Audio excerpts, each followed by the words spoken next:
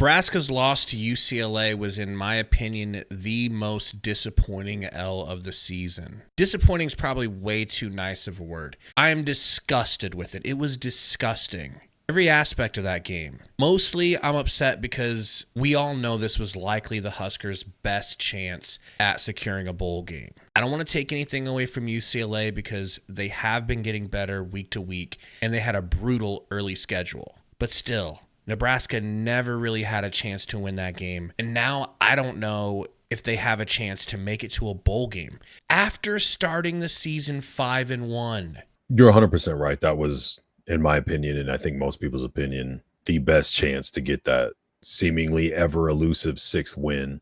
But I don't see how you look better going forward. I mean, the only hope, I think, is you could argue that the worst loss, I mean, the actual worst loss, but maybe more disappointing loss other than this one was the Indiana game. And then they bounced back and looked a little bit better against Ohio State. Like I said, I think that was more on Ohio State being very, very vanilla and just trying to run the ball a lot, making it a lot easier defensively to compete with them. But I've been a big advocate of players need to execute plays, and you can't always just look at recycling coaches all the time. I think it's a bad look for the university as far as when it comes to recruiting. And I think it's a kind of a cop-out to just expect that these 18, 19-year-olds are going to come in, get thrown in the mix against guys who are at other high-level programs and have been playing for years, and they're supposed to dominate them. Having said that, these last few weeks going down the stretch, I feel like the coaches are really letting the players down. The offense is so bad, and a lot of it just comes down to not putting or figuring out a way to get the ball in your best players' hands.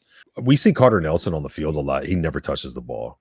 Ja'Cory Barney, it's like they do everything they can to get him the ball, and he's getting 4 or 5 touches a game. Raiola is figured out. Like, one, he's a young freshman at the most critical position there is, and teams have figured out any kind of pressure on him drastically changes what type of quarterback he is. That's not a knock on him. He doesn't have a redshirt year or a redshirt and then a developmental year like a lot of quarterbacks do. He has to do all this on the fly, and it's on display every Saturday.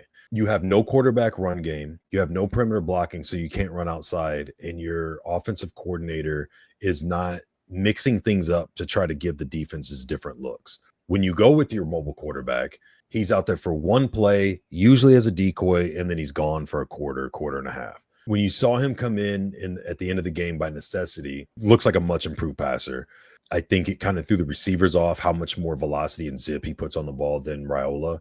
But just adding that quarterback run game as a threat seemed to really change up the way the defense was able to play us. I didn't feel like and it was the end of the game and they're trying to stop us knowing we're in pass only situations, but it didn't seem like they were all out trying to just go after the quarterback, because I feel like they were a little more worried he would take off and go. But that being said, when you need 2 touchdowns and you're in the fourth quarter and you're not careful with your time management and you're not careful with your timeouts, and you run 10 minutes roughly off of the clock for one of those possessions, you're expecting your offense to do something we haven't seen it do in a month, and that's go score quickly. Now, you're also eliminating a lot of the run plays, a lot of the short pass games, and with finally having a mobile quarterback, you could realize basically eliminating the quarterback run game because you don't have timeouts, the clock's ticking. You have to get out of bounds or you have to get first downs, and then you have to have some urgency, and they ran the clock down so far, and Rule backed it up in his press conference.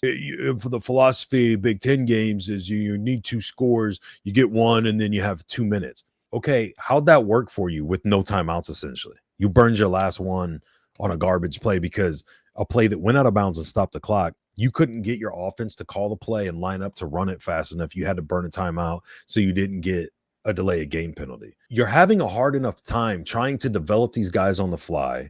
You have a losing mindset amongst the vast majority of your roster because they've been here under losing regimes for the last 8+ years. Some of them inside of that, some of them the full 7-8 years. You can't change that when you're adding to the problem as coaches. You have to figure things out. Tony White is taking guys that aren't that good and putting a top defense out there almost every week because of the way he schemes them, the way he knows what he has, and he knows how to try to counter what what offenses are doing. It's not perfect, but I promise you these guys aren't elite guys that are going to be going pro. Some of them might go pro and play some special teams, get a practice squad contract or get drafted late and see if they hang on. But you don't have elite players that are doing this on the defensive end. And that's why the defense looks so much better than the special teams and the offense and everything else. It's because you have a coach that is able to get more out of players than what you could possibly get.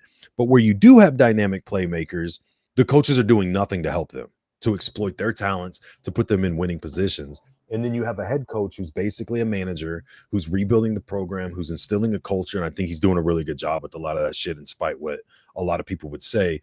But he is not good at all in time management. And I put a lot of this loss solely on him, to be honest with you. And I'm a rule guy. I'm not on the get rid of rule thing, but he has to figure out something, whether it's throwing the analytics out the window. You have to be able to read what you're watching during a game and know your team enough to go, yeah, typically this is what you want, but we're not built to do this right now.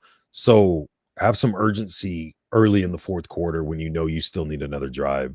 I could go forever about that, and I kind of did at the end of the stream. But going forward, I don't predict us winning either of these games, man. Any of these three games. You're going on the road to USC, who's better than UCLA. You're going to come home against Wisconsin, who always plays you tough. They play a different, more grittier style where your predictable offense, your inability to run with the quarterback, assuming Raul is back, is you're going to make it very easy for a really good defense, a well-coached defense to game plan for you. And then you basically have the same thing in Iowa. I don't see a whole lot of reason for hope or promise. I'll be pleasantly surprised if we get one of those wins, especially if we get more than one. Tell me if I'm wrong. Rule seemed like he's defeated. Like the way you and I both caught when he's like, we got a lot of veteran guys that are just trying to, hopefully get another win or two or three. Like, he went from sounding very confident that they were going bowling earlier this week in press conferences to almost talking about it like it was already a foregone conclusion or a done deal, to now it's almost like it just came across like, yeah, I don't know what to tell you guys. I definitely noticed that in his post game, but I think that that's isolated to this game because it was so disappointing. And I was telling you, I can't wait to see his press conference because I bet you he's going to be mad. He wasn't mad. He was sad. So as down as I am right now, I can't shake the feeling that we will win one of these last three games. Here's why. Every few games or every couple of games, that good Nebraska team shows up and they give you a performance versus Ohio State. They give you that performance against Colorado. They're not good enough to be that form every game, but it does show up once every, would you say, 4 games. So in this last 4 games, I just think one of them, things go right enough to get the win. We end up feeling like Rocky at the end of Rocky IV. And I'm not saying we're going to be carrying this man through the streets, but it's going to feel like, okay, we didn't get the ridiculous playoff berth that people thought we were capable of, but we made progress. Truly, man, it is difficult for me to imagine not getting a bowl game when you have this many cracks at it. And I guess I will just look stupid if that happens. Tell us in the comments, do you think the Huskers make a bowl game or is it over?